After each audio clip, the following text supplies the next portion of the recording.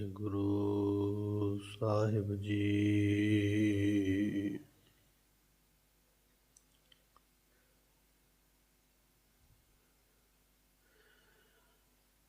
ਕਨ ਹਰ ਬੂੰਦ ਬਸੋਰੋ ਮਾਵਲ,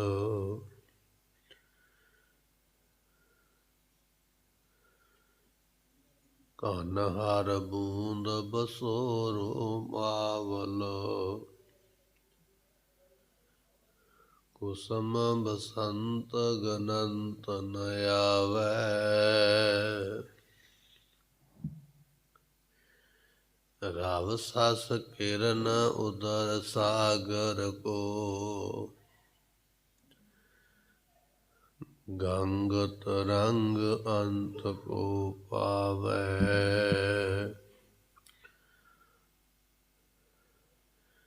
ਰੁਦਰ ਧਿਆਨ ਗਿਆਨ ਸਤਿਗੁਰ ਕੇ।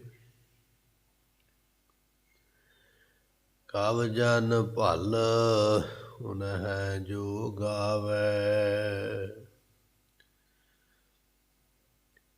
ਭਲੇ ਅਮਰਦਾਸ ਗੁਣ ਤੇਰੇ। ਤੇਰੀ ਉਪਮਾ ਤੋਹੇ ਬਨ ਆਵੈ, ਭਲੇ ਅਮਰਦਾਸ ਗੁਣ ਤੇਰੇ। ਤੇਰੀ ਉਪਮਾ ਤੋਹੇ ਬਨ ਆਵੈ, ਜੋ ਬੁਲਾਵੈ ਤਿਉ ਬੋਲੇ ਸੁਆਮੀ। ਕੁਦਰਤ ਕਵਨ ਹਮਾਰੀ, ਸਾਧ ਸੰਗ ਨਾਨਕ ਜਸ ਗਾਇਓ।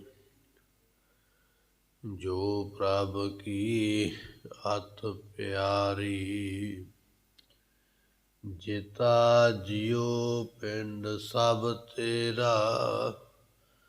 ਤੂੰ ਅੰਤਰ ਜਾਮੀ ਪੁਰਖ ਭਗਵਾਨ,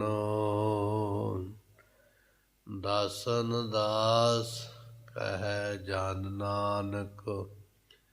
ਜੇਹਾ ਤੂੰ ਕਰਾਏ ਤੇਹਾ ਹਉ ਕਰੀ ਵਖਿਆਨ। ਸੋ ਕਉ ਟਲ ਗੁਰ ਸੇਵੀਐ, ਅਹਨਿਸ ਸਹਿਜ ਸੁਭਾਇ। ਦਰਸ਼ਨ ਪਰਸਿਐ ਗੁਰੂ ਕੈ, ਜਨਮ ਮਰਨ ਦੁਖ ਜਾਇ।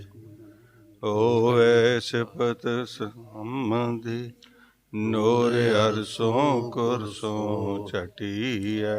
ਤੁਧ ਡਿਠੇ ਸੱਚੇ ਪਾਤਸ਼ਾਹ, ਮਲ ਜਨਮ ਜਨਮ ਦੀ ਕਟੀਐ। ਤੁਧ ਡਿਠੇ ਸੱਚੇ ਪਾਤਸ਼ਾਹ, ਮਲ ਜਨਮ ਜਨਮ ਦੀ ਕਟੀਐ। ਸਤਿਨਾਮ ਸ੍ਰੀ ਵਾਹਿਗੁਰੂ ਸਾਹਿਬ ਜੀਓ। ਜੈਤ ਸ੍ਰੀ ਮਹਲਾ ਚੌਥਾ। ਸਤ ਸੰਗਤ ਸਾਧ ਪਾਈ ਵਡ ਭਾਗੀ, ਮਨ ਚਲਤੋ ਭਇਓ ਅਰੂੜਾ। ਅਨਹਦ ਧੁਨ ਵਾਜੇ ਨਿਤ ਵਾਜੇ, ਹਰ ਅੰਮ੍ਰਿਤ ਧਾਰ ਰਸ ਲੀੜਾ। ਮੇਰੇ ਮਨ ਜਪ ਰਾਮ ਨਾਮ ਹਰ ਰੂੜਾ। ਮੇਰਾ ਮਨ ਤਨ ਪ੍ਰੀਤ ਲਗਾਈ ਸਤਿਗੁਰ, ਹਰ ਮਿਲਿਓ ਲਾਏ ਚੁਪੀੜਾ। ਸਤ ਸੰਗਤ ਪਾਈ ਵਡ ਭਾਗੀ, ਮਨ ਚਲਤੋ ਭਇਓ ਅਰੂੜਾ। ਵਾਹਿਗੁਰੂ ਜੀ ਕਾ ਖਾਲਸਾ, ਵਾਹਿਗੁਰੂ ਜੀ ਕੀ ਫਤਿਹ। ਪਰਮ ਸਨਮਾਨਯੋਗ ਸਤਿਗੁਰਾਂ ਦੀ ਸਾਜੀ ਨਵਾਜੀ ਗੁਰੂ ਕੀ ਸੰਗਤ। ਆਪ ਸੰਗਤ ਨੇ ਗੁਰੂ ਦਰਬਾਰ ਅੰਦਰ ਬੈਠ ਕੇ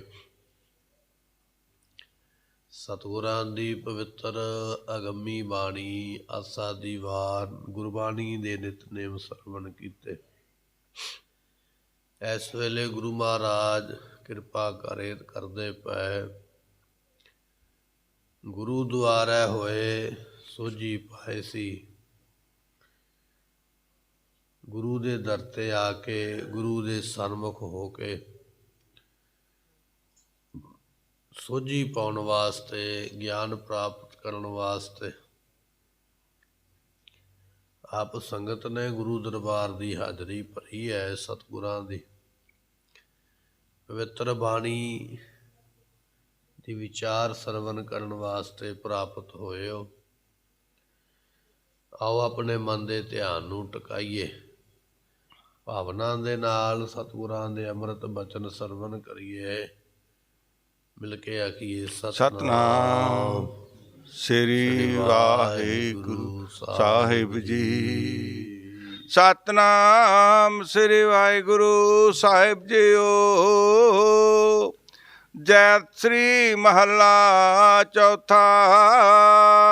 ਜੈਤਸਰੀ ਰਾਗ ਦੇ ਅੰਦਰ ਚੌਥੇ ਪਾਤਸ਼ਾਹ ਗੁਰੂ ਰਾਮਦਾਸ ਪਾਤਸ਼ਾਹ ਸੋਢੀ ਸੁਲਤਾਨ ਪਾਵਨ ਪਵਿੱਤਰ ਉਪਦੇਸ਼ ਬਖਸ਼ਿਸ਼ ਕਰਦੇ ਹਨ। ਸਤ ਸੰਗਤ ਸਾਧ ਭਾਈ ਵਡ ਭਾਗੀ। ਮਹਾਰਾਜ ਬਖਸ਼ਿਸ਼ ਕਰਦੇ, ਕਹਿਣ ਲੱਗੇ ਭਾਈ ਜਿਹੜੇ ਵੱਡਿਆਂ ਭਾਗਾਂ ਵਾਲੇ ਨੇ, ਉਹਨਾਂ ਨੇ ਸਤ ਸੰਗਤ ਸਾਧੂਆਂ ਦੀ ਪ੍ਰਾਪਤ ਕੀਤੀ ਹੈ। ਵੱਡਿਆਂ ਭਾਗਾਂ ਬਿਨਾਂ ਸਾਧੂ ਦੀ ਸੰਗਤ ਨਹੀਂ ਮਿਲਦੀ, ਅਤੇ ਵੱਡਿਆਂ ਭਾਗਾਂ ਬਿਨਾਂ ਸਾਧੂ ਵੀ ਨਹੀਂ ਬਣਿਆ ਜਾਂਦਾ। ਸਾਧ ਕਹਿ ਦੇਣਾ, ਸੰਤ ਕਹਿ ਦੇਣਾ, ਸ਼ਬਦ ਇੱਕ ਨਿੱਕਾ ਜਿਹਾ ਹੀ ਹੈ, 2 ਅੱਖਰ ਦਾ, ਪਰ ਸਾਧ ਸੰਤ ਬਣਨਾ ਕਿੰਨਾ ਔਖਾ ਹੈ। ਉਹਦੇ ਬਾਬਤ ਭਾਈ ਗੁਰਦਾਸ ਜੀਆਂ ਨੇ ਬਚਨ ਲਿਖੇ ਨੇ, ਬੜੇ ਸੋਹਣੇ ਸਾਨੂੰ ਸਮਝਾਉਣ ਵਾਸਤੇ। ਕਹਿਣ ਲੱਗੇ ਜੈਸੇ ਤਿਲ ਪੀੜਤ ਤੇਲ ਕਾਢੀਐਤ ਕਸ਼ਟ ਕੈ। ਹੁਣ ਤੇਲ ਆਪਾਂ ਲਿਆਂਦਾ ਨਾ ਬਾਜ਼ਾਰ ਵਿੱਚੋਂ, ਤਿਲਾਂ ਦਾ ਤੇਲ ਆਪਾਂ ਝੱਟ ਹੀ ਸੀਸੀ ਲੈ ਆਏ, ਬੋਤਲ ਲੈ ਆਏ, ਉਹਦੇ ਨਾਲ ਲਿਆ ਕੇ ਦੀਵਾ ਜਗਾ ਲਿਆ ਜਾਂ ਕਿਸੇ ਸਬਜ਼ੀ ਭਾਜੀ ਵਿੱਚ ਪਾ ਲਿਆ। ਪਰ ਕਦੇ ਸੋਚਿਆ ਵੀ ਉਹ ਜਿਹੜਾ ਤੇਲ ਬੋਤਲ ਵਿੱਚ ਮਿਲਦਾ ਪਿਆ, ਉਹ ਬੋਤਲ ਵਿੱਚ ਪੈਣ ਤੋਂ ਪਹਿਲਾਂ ਨੂੰ ਕੀ ਕੁਝ ਕਰਨਾ ਪਿਆ। ਪਹਿਲਾਂ ਜ਼ਿਮੀਂਦਾਰ ਕਿਸਾਨ ਨੂੰ ਜ਼ਮੀਨ ਵਾਹੁਣੀ ਪਈ ਹੈ, ਬੀਜਣੀ ਪਈ ਹੈ, ਵੱਤਰ ਕਰਨੀ ਪਈ ਹੈ, ਫਿਰ ਉਹਦੇ ਵਿੱਚ ਤਿਲਾਂ ਦਾ ਬੀਜ ਬੀਜਿਆ ਗਿਆ, ਫਿਰ ਉਹਨਾਂ ਦੀ ਰਾਖੀ ਕੀਤੀ ਹੈ, ਕੰਡਿਆਂ ਵਾਲੀ ਤਾਰ ਲਾ ਕੇ ਸਮੇਂ ਸਿਰ ਉਹਨੂੰ ਪਾਣੀ ਦਿੱਤਾ। ਧੁੱਪ ਦੀ ਲੋੜ ਹੈ, ਹਵਾ ਦੀ ਲੋੜ ਹੈ, ਸਭ ਕੁਝ ਮਿਲਿਆ ਤਿਲਾਂ ਨੂੰ, ਤੇ ਫਿਰ ਜਾ ਕੇ ਤਿਲ ਬਣਿਆ। ਤਿਲ ਕਿਤੇ ਐਵੇਂ ਹੀ ਨਹੀਂ ਬਣ ਗਿਆ, ਉਹਦੇ ਉੱਪਰ ਕਿਸਾਨ ਦੀ ਮਿਹਨਤ ਲੱਗੀ ਹੈ, ਮਿੱਟੀ ਨਾਲ ਮਿੱਟੀ ਹੋਇਆ। ਉਹਨੂੰ ਵਾਤਾਵਰਣ ਵੀ ਉਹੋ ਜਿਹਾ ਦਿੱਤਾ, ਜਿਹੜੇ ਵਾਤਾਵਰਣ ਵਿੱਚ, ਜਿਹੜੇ ਮੌਸਮ ਵਿੱਚ ਉਹ ਉੱਗ ਸਕਦਾ, ਉਸੇ ਮੌਸਮ ਵਿੱਚ ਬੀਜਿਆ। ਭਾਵੇਂ ਕਿ ਸਾਲ ਦੇ 12 ਮਹੀਨੇ ਨੇ, ਪਰ ਹਰ ਮਹੀਨੇ ਨਹੀਂ ਬੀਜਿਆ ਜਾ ਸਕਦਾ। ਵਿਸ਼ੇਸ਼ ਇੱਕ ਉਸ ਦੀ ਉਮਰਾ ਹੈ, ਇੱਕ ਵਿਸ਼ੇਸ਼ ਜਿਹੜੀ ਹੈ, ਆਪਾਂ ਕਹਿ ਲਈਏ ਕਿ ਇੱਕ ਮੌਸਮ ਹੈ, ਉਹਦੇ ਵਿੱਚ ਉਸ ਨੂੰ ਬੀਜਿਆ ਜਾ ਸਕਦਾ। ਕਹਿਣ ਲੱਗੇ ਜੈਸੇ ਤਿਲ ਪੀੜਤ ਪੀੜ ਤੇਲ ਕਾਢੀਏ ਤਾਂ ਕਸ਼ਟ ਕੈ। ਤਿਲ ਬੀਜਿਆ ਗਿਆ, ਫਿਰ ਉਸ ਨੂੰ ਪਕਾਇਆ ਗਿਆ, ਪਕਾਉਣ ਤੋਂ ਮਗਰੋਂ ਵੀ ਬਸ ਨਹੀਂ ਹੋਈ, ਫਿਰ ਕੋਹਲੂ ਵਿੱਚ ਉਹਨੂੰ ਕਸ਼ਟ ਦਿੱਤਾ ਗਿਆ। ਕੋਹਲੂ ਦੇ ਵਿੱਚ ਪਾ ਕੇ ਨਾ, ਫਿਰ ਉੱਥੇ ਉਹਨੂੰ ਮਲ ਕੇ ਤਿਲਾਂ ਦਾ ਤੇਲ ਕੱਢਿਆ। ਤੇ ਭਾਈ ਗੁਰਦਾਸ ਜੀ ਕਹਿਣ ਲੱਗੇ ਤਾਤੇ ਹੋਏ ਦੀਪਕ ਜਰਾਏ ਉਜਿਆਰੋ ਜੀ। ਕੋਹਲੂ ਦੇ ਵਿੱਚੋਂ ਨਿਕਲਿਆ ਤੇ ਫਿਰ ਉਸ ਤੇਲ ਨੇ ਦੀਵਾ ਜਗਾਇਆ। ਦੀਵਾ ਐਵੇਂ ਨਹੀਂ ਜਗ ਪਿਆ। ਅਸੀਂ ਤੇ ਝੱਟ ਕਹਿ ਦਿੰਦੇ ਹਾਂ ਹਨੇਰਾ ਹੋ ਗਿਆ, ਦੀਵੇ ਦੀ ਬੱਤੀ ਬਾਲ ਦਿਓ। ਤੇ ਮਾਚਿਸ ਦੀ ਇੱਕ ਤੀਲੀ ਲਾਈ ਤੇ ਦੀਵਾ ਬਾਲਤਾ, ਉਹਨੇ ਚਾਨਣ ਕਰ ਦਿੱਤਾ। ਪਰ ਚਾਨਣ ਹੋਣ ਤੱਕ, ਤੇਲ ਨੂੰ ਦੀਵੇ ਦੇ ਵਿੱਚ ਪੈਣ ਤੱਕ ਮਿੱਟੀ ਤੋਂ ਲੈ ਕੇ ਪਹਿਲਾਂ ਕਿਸਾਨ ਨੇ ਪਕਾਇਆ, ਪਕਾਉਣ ਤੋਂ ਮਗਰੋਂ ਫਿਰ ਵੱਢਿਆ, ਫਿਰ ਸੁਕਾਇਆ ਗਿਆ, ਫਿਰ ਉਸ ਨੂੰ ਕੋਹਲੂ ਵਿੱਚ ਪਾਇਆ ਗਿਆ, ਫਿਰ ਉਸ ਨੂੰ ਪੀੜਿਆ ਗਿਆ ਅਤੇ ਫਿਰ ਉਹਦੇ 'ਚੋਂ ਤੇਲ ਨਿਕਲਿਆ। ਫਿਰ ਉਸ ਤੇਲ ਦੇ ਵਿੱਚੋਂ ਦੀਵਾ ਜਗਿਆ ਅਤੇ ਪ੍ਰਕਾਸ਼ ਤਾਂ ਹੋਇਆ। ਗੁਰਮੁਖੋ ਕਹਿ ਦੇਣਾ ਵੀ ਆ ਸੰਤ ਸਾਧੂ ਬੜਾ ਪੁੱਜਿਆ ਹੋਇਆ, ਬੜਾ ਪਹੁੰਚਿਆ ਹੋਇਆ, ਪਰ ਸਾਧੂ ਸੰਤ ਨੂੰ ਵੀ ਉੱਥੋਂ ਤੱਕ ਪਹੁੰਚਣ ਵਾਸਤੇ ਬੜੀ ਮਸ਼ੱਕਤ ਕਰਨੀ ਪੈਂਦੀ ਹੈ। ਫਰੀਦਾ ਰੁੱਖਾਂ ਨੂੰ ਲੋੜੀ ਹੈ, ਫਰੀਦਾ ਦਰਵੇਸ਼ਾਂ ਨੂੰ ਲੋੜੀ ਹੈ ਰੁੱਖਾਂ ਦੀ ਜੀਰਾਨ। ਦਰਵੇਸ਼ ਦਾ ਜਿਗਰਾ ਜਿਹੜਾ ਹਿਰਦਾ ਹੈ ਨਾ, ਰੁੱਖ ਵਰਗਾ ਹੋਣਾ ਚਾਹੀਦਾ। ਰੁੱਖ ਦੇ ਥੱਲੇ ਇੱਕ ਥੱਕਿਆ ਟੁੱਟਿਆ ਆਦਮੀ ਆ ਕੇ ਪਿਆ, ਨਾਲੇ ਤੇ ਠੰਡੀ ਹਵਾ ਲੈਂਦਾ ਪਿਆ, ਠੰਡੀ ਛਾਂ ਲੈਂਦਾ ਪਿਆ, ਥੱਲੇ ਬੈਠਾ ਸੋਚਦਾ ਪਿਆ ਵਿਅਕਤੀ ਵੀ ਆਹ ਜੇ ਮੈਂ ਰੁੱਖ ਵੱਢ ਕੇ ਘਰੇ ਲੈ ਜਾਵਾਂ, ਇਹਦੀਆਂ ਬਾਰੀਆਂ ਬਣ ਜਾਣਗੀਆਂ, ਇਹਦੇ ਦਰਵਾਜ਼ੇ ਬਣ ਜਾਣਗੇ, ਇਹਦੇ ਮੇਰੇ ਪਲੰਘ ਬਣ ਜਾਣਗੇ। ਵੇਖੋ ਰੁੱਖ ਤੇ ਉਹਨੂੰ ਛਾਂ ਦਿੰਦਾ ਪਿਆ, ਉਹਨੂੰ ਹਵਾ ਦਿੰਦਾ ਪਿਆ, ਤੇ ਮਨੁੱਖ ਉਸੇ ਰੁੱਖ ਦੇ ਥੱਲੇ ਬੈਠ ਕੇ ਉਹਨੂੰ ਵੱਢਣ ਦੀ ਗੱਲ ਕਰਦਾ ਵੀ ਮੈਂ ਇਹਨੂੰ ਵੱਢ ਕੇ ਹੀ ਲੈ ਜਾਵਾਂ, ਇਹਦਾ ਮੂਲ ਮੁੱਦਾ ਹੀ ਖਤਮ ਕਰ ਦਿਆਂ। ਪਰ ਰੁੱਖ ਉਹਨੂੰ ਲਾਂਭਾ ਕੋਈ ਨਹੀਂ ਦਿੰਦਾ। ਵੇਖ ਵੀ ਮੈਂ ਤੈਨੂੰ ਛਾਂ ਦਿੱਤੀ ਹੈ ਤੇ ਤੂੰ ਮੈਨੂੰ ਵੱਢਣਾ ਚਾਹੁੰਦਾ, ਮੈਂ ਤੈਨੂੰ ਫਲ ਦਿੰਦਾ ਪਿਆ, ਤੂੰ ਮੈਨੂੰ ਵੱਢਣਾ ਚਾਹੁੰਦਾ, ਮੈਂ ਤੈਨੂੰ ਕਿੰਨੀ ਸੋਹਣੀ ਆਕਸੀਜਨ ਦਿੰਦਾ ਪਿਆ, ਤੂੰ ਮੈਨੂੰ ਵੱਢਣਾ ਚਾਹੁੰਦਾ। ਰੁੱਖ ਨੇ ਕਦੇ ਉਲਾਂਭਾ ਨਹੀਂ ਦਿੱਤਾ, ਚੁੱਪ ਕਰਕੇ ਖਲੋਤਾ। ਵੱਢਣ ਵਾਲੇ ਦੀ ਮਰਜ਼ੀ ਹੈ, ਵੱਢ ਦੇਵੇ ਤੇ ਭਾਵੇਂ ਉਹਨੂੰ ਰੱਖ ਲਵੇ। ਤੇ ਬਾਬਾ ਫਰੀਦ ਸਾਹਿਬ ਜੀ ਕਹਿਣ ਲੱਗੇ ਦਰਵੇਸ਼ਾਂ ਨੂੰ ਲੋੜੀ ਹੈ ਰੁੱਖਾਂ ਦੀ ਜੀਰਾਂਦ। ਜਿਹੜਾ ਦਰਵੇਸ਼ ਹੁੰਦਾ ਨਾ, ਸੰਤ ਹੁੰਦਾ, ਉਹਦਾ ਦਿਲ ਵੀ ਰੁੱਖ ਵਰਗਾ ਹੀ ਹੋਣਾ ਚਾਹੀਦਾ। ਸੰਤ ਦਾ ਕੰਮ ਹੈ ਭਲਾ ਕਰਨਾ, ਕਿਉਂਕਿ ਬਚਨ ਨੇ ਜਨ ਪਰ ਉਪਕਾਰੀ ਆਏ। ਸੰਤ ਦਾ ਕੰਮ ਹੈ ਭਲਾ ਕਰਨਾ। ਜਿਵੇਂ ਰੁੱਖ ਭਲਾ ਕਰਦਾ, ਛਾਂ ਵੀ ਦਿੰਦਾ, ਹਵਾ ਵੀ ਦਿੰਦਾ, ਆਕਸੀਜਨ ਵੀ ਦਿੰਦਾ, ਫਲ ਵੀ ਦਿੰਦਾ, ਪੱਤੇ ਵੀ ਦਿੰਦਾ, ਅਤੇ ਉਹਦੇ ਰੁੱਖ ਤੋਂ ਕਈ ਤਰ੍ਹਾਂ ਦੀਆਂ ਦਵਾਈਆਂ ਵੀ ਬਣਦੀਆਂ ਨੇ। ਰੁੱਖ ਤੇ ਪਰਉਪਕਾਰ ਕਰਦਾ ਹੈ, ਰੁੱਖ ਦੇ ਥੱਲੇ ਬੈਠਣ ਵਾਲਾ ਉਹਨੂੰ ਮਿਟਾਉਣ ਦੀ ਗੱਲ ਕਰਦਾ ਪਿਆ। ਤੇ ਸਾਧੂ ਦਾ ਸੁਭਾਅ, ਸੰਤ ਦਾ ਸੁਭਾਅ ਰੁੱਖ ਵਰਗਾ ਹੀ ਹੈ। ਸੰਤ ਤੇ ਚਾਹੁੰਦਾ ਵੀ ਜਨ ਪਰ ਉਪਕਾਰੀ ਆਏ, ਵੀ ਮੈਂ ਕਿਸੇ ਨਾ ਕਿਸੇ ਜੀਵ ਦਾ ਭਲਾ ਹੀ ਕਰਦੇ ਹਾਂ। ਪਰ ਜਿਹਦਾ ਉਹ ਭਲਾ ਕਰਨਾ ਚਾਹੁੰਦਾ ਹੈ ਨਾ, ਉਹ ਜੀਵ ਸਗੋਂ ਅੱਗੋਂ ਸੰਤ ਨੂੰ ਹੀ ਨਾਸ ਕਰਨਾ ਚਾਹੁੰਦਾ, ਮਿਟਣਾ ਹੀ ਚਾਹੁੰਦਾ। ਇੱਕ ਮਹਾਤਮਾ ਨੇ ਕੀ ਵੇਖਿਆ ਵੀ ਨਦੀ ਦੇ ਵਿੱਚ ਇੱਕ ਠੂੰਹਾ, ਇੱਕ ਬਿੱਛੂ ਰੁੜਿਆ ਜਾਂਦਾ, ਤੇ ਮਹਾਤਮਾ ਵੀ ਉਹਦੇ ਵਿੱਚ ਇਸ਼ਨਾਨ ਕਰਦੇ ਪਏ, ਤੇ ਉਹਨਾਂ ਦੇ ਮਨ ਵਿੱਚ ਦਇਆ ਆ ਗਈ ਵੀ ਇਹ ਬਿੱਛੂ ਨੇ ਡੁੱਬ ਜਾਣਾ ਤੇ ਮਰ ਜਾਣਾ, ਕਿਉਂ ਨਾ ਹੋਵੇ ਉਸ ਨੂੰ ਬਾਹਰ ਕੱਢ ਦਿੱਤਾ ਜਾਵੇ। ਤੇ ਮਹਾਤਮਾ ਸਾਧੂ ਨੇ ਨਾ ਬੁੱਕ ਭਰਿਆ ਪਾਣੀ ਦਾ, ਤੇ ਪਾਣੀ ਵਿੱਚ ਬਿੱਛੂ ਆ ਗਿਆ, ਤੇ ਬਿੱਛੂ ਨੂੰ ਬਾਹਰ ਕੱਢਣ ਲੱਗੇ ਨਾ। ਹੁਣ ਬਿੱਛੂ ਦਾ ਆਪਣਾ ਸੁਭਾਅ, ਉਹਨੇ ਡੰਗ ਮਾਰ ਦਿੱਤਾ, ਤੇ ਮਹਾਤਮਾ ਦਾ ਹੱਥ ਹਿੱਲਿਆ ਤੇ ਬਿੱਛੂ ਫਿਰ ਪਾਣੀ ਵਿੱਚ ਡਿੱਗ ਪਿਆ। ਦੂਜੀ ਵਾਰੀ ਫਿਰ ਬੁੱਕ ਭਰਿਆ, ਤੇ ਬੁੱਕ ਦੇ ਵਿੱਚ ਬਿੱਛੂ ਆ ਗਿਆ ਵੀ ਹੁਣ ਇਹਨੂੰ ਬਾਹਰ ਕੱਢ ਦੇਣਾ ਹੈ। ਜਦੋਂ ਬਾਹਰ ਕੱਢਣ ਲੱਗੇ ਦੂਜੀ ਵਾਰੀ ਫਿਰ ਉਸਨੇ ਡੰਗ ਮਾਰਿਆ, ਡੰਗ ਮਾਰਿਆ, ਹੱਥ ਫਿਰ ਕੰਬਿਆ ਤੇ ਪਾਣੀ ਵਿੱਚ ਡਿੱਗ ਪਿਆ। ਤੇ ਕੋਲ ਹੀ ਸੇਵਕ ਖਲੋਤਾ ਹੋਇਆ ਸਾਧੂ ਦਾ, ਉਹ ਵੇਖਦਾ ਪਿਆ ਵੀ ਸਾਧੂ ਤੇ ਕੱਢਣਾ ਚਾਹੁੰਦਾ ਹੈ, ਇਸ ਬਿੱਛੂ ਨੂੰ ਜ਼ਿੰਦਗੀ ਦੇਣੀ ਚਾਹੁੰਦਾ, ਤੇ ਇਹ ਬਿੱਛੂ ਜਿਹੜਾ ਹੈ ਸਾਧੂ ਨੂੰ ਡੰਗ ਮਾਰਦਾ। ਤੇ ਉਹ ਸਾਧੂ ਦੇ ਚੇਲੇ ਕੋਲੋਂ, ਸੇਵਕ ਦੇ ਕੋਲੋਂ ਰਿਹਾ ਨਹੀਂ ਗਿਆ। ਕਹਿਣ ਲੱਗਾ ਮਹਾਤਮਾ ਜੀ, ਇਹ ਹੈ ਹੀ ਜ਼ਹਿਰੀਲਾ ਜ਼ਹਿਰ ਦਾ ਭਰਿਆ ਹੋਇਆ, ਇਹ ਤੁਹਾਨੂੰ ਡੰਗ ਮਾਰਦਾ, ਤੁਸੀਂ ਇਹਨੂੰ ਬਚਾਉਂਦੇ ਪਏ, ਰਹਿਣ ਦਿਓ, ਜਾਣ ਦਿਓ, ਰੁੜ ਜਾਣ ਦਿਓ, ਆਪੇ ਮਰ ਜਾਏਗਾ, ਖਤਮ ਹੋ ਜਾਏਗਾ। ਤੇ ਮਹਾਤਮਾ ਹੱਸ ਕੇ ਕਹਿਣ ਲੱਗੇ ਕਿ ਟੇਢੀ ਜੂਨ ਹੈ, ਪਰ ਆਪਣਾ ਸੁਭਾਅ ਨਹੀਂ ਇਹਨੇ ਛੱਡਿਆ ਡੰਗ ਮਾਰਨ ਵਾਲਾ। ਭਾਵੇਂ ਕਿ ਇਹ ਡੁੱਬਦਾ ਪਿਆ, ਡੁੱਬਣ ਦੇ ਬਾਵਜੂਦ ਵੀ ਆਪਣਾ ਸੁਭਾਅ ਨਹੀਂ ਛੱਡਦਾ ਪਿਆ, ਸਾਨੂੰ ਡੰਗ ਮਾਰਦਾ ਪਿਆ। ਤੇ ਸਾਧੂ ਦਾ ਸੁਭਾਅ ਹੁੰਦਾ ਪਰਉਪਕਾਰ ਕਰਨਾ। ਫਿਰ ਅਸੀਂ ਆਪਣਾ ਸੁਭਾਅ ਕਿਵੇਂ ਬਦਲ ਲਈਏ? ਜੇ ਇਹ ਪਾਣੀ ਦਾ ਕੀੜਾ, ਇਹ ਆਪਣਾ ਸੁਭਾਅ ਨਹੀਂ ਬਦਲਦਾ, ਡੰਗ ਮਾਰਦਾ, ਕਿਉਂਕਿ ਇਹਦਾ ਸੁਭਾਅ ਹੈ ਡੰਗ ਮਾਰਨਾ, ਤੇ ਸਾਡਾ ਸੁਭਾਅ ਹੈ ਪਰਉਪਕਾਰ ਕਰਨਾ, ਭਲਾ ਕਰਨਾ। ਫਿਰ ਅਸੀਂ ਆਪਣਾ ਪਰਉਪਕਾਰ ਵਾਲਾ ਸੁਭਾਅ ਕਿਉਂ ਬਦਲੀਏ? ਭਾਈ ਗੁਰਦਾਸ ਜੀ ਕਹਿਣ ਲੱਗੇ ਗੁਰਮੁਖੋ, ਸਾਧੂ ਬਣਨਾ, ਸੰਤ ਬਣਨਾ ਕੋਈ ਨਿੱਕੀ ਗੱਲ ਨਹੀਂ ਹੈ। ਜਿਵੇਂ ਤਿਲ ਨੂੰ ਕਿਸਾਨ ਨੇ ਬੀਜਿਆ, ਜ਼ਮੀਨ ਵਿੱਚ ਵਾਹਿਆ, ਪਕਾਇਆ, ਘਰੇ ਲਿਆ ਕੇ ਝਾੜਿਆ, ਫਿਰ ਕੋਹਲੂ ਵਿੱਚ ਪਾਇਆ, ਫਿਰ ਪੀੜਿਆ, ਫਿਰ ਤੇਲ ਨਿਕਲਿਆ ਤੇ ਦੀਵਾ ਤਾਂ ਜਗਿਆ। ਐਵੇਂ ਨਹੀਂ ਜਗ ਪਿਆ। ਇਸੇ ਤਰ੍ਹਾਂ ਸਾਧੂ ਨੂੰ ਪਹਿਲਾਂ ਸਾਧੂ ਬਣਨ ਵਾਸਤੇ ਜਪ ਕਰਨਾ ਪੈਂਦਾ, ਤਪ ਕਰਨਾ ਪੈਂਦਾ, ਬੰਦਗੀ ਕਰਨੀ ਪੈਂਦੀ ਆ, ਭੁੱਖੇ ਰਹਿਣਾ ਪੈਂਦਾ, ਪਿਆਸੇ ਰਹਿਣਾ ਪੈਂਦਾ, ਲੋਕਾਂ ਦੇ ਬੋਲ ਕਬੋਲ ਸਹਿਣੇ ਪੈਂਦੇ ਨੇ, ਤਾਨੇ ਤੇ ਮਿਹਣੇ ਸਹਿਣੇ ਪੈਂਦੇ ਨੇ। ਬੜੀ ਲੰਮੀ ਮਸ਼ੱਕਤ ਕਰਕੇ ਤੇ ਫਿਰ ਜਾ ਕੇ ਉਹ ਪ੍ਰਵਾਨ ਚੜ੍ਹਦਾ। ਐਵੇਂ ਨਹੀਂ ਸਾਧੂ ਬਣ ਗਿਆ। ਤੇ ਦੂਜਾ ਬਚਨ ਕਰਦੇ ਕਹਿਣ ਲੱਗੇ, ਜੈਸੇ ਰੋਮ ਰੋਮਕਾਰ ਕਾਟੀਐ ਅਜਾ ਕੋ ਤਨ। ਤੁਸੀਂ ਸੁਣਦੇ ਹੋ ਨਾ, ਤੂੰਬੀ ਵੱਜਦੀ ਹੈ, ਸਤਾਰ ਵੱਜਦੀ ਹੈ, ਗਿਟਾਰ ਵੱਜਦੀ ਹੈ, ਸਾਜ਼ਾਂ ਦੇ ਨਾਮ ਨੇ। ਤਾਨਪੁਰਾ ਵੱਜਦਾ, ਸਰੰਗੀ ਵੱਜਦੀ, ਆਪਾਂ ਸੁਣਦੇ ਹਾਂ, ਬੜੀ ਸੋਹਣੀ ਸਰੰਗੀ ਵੱਜਦੀ ਆਪਾਂ ਨੂੰ ਲੱਗਦੀ ਹੈ।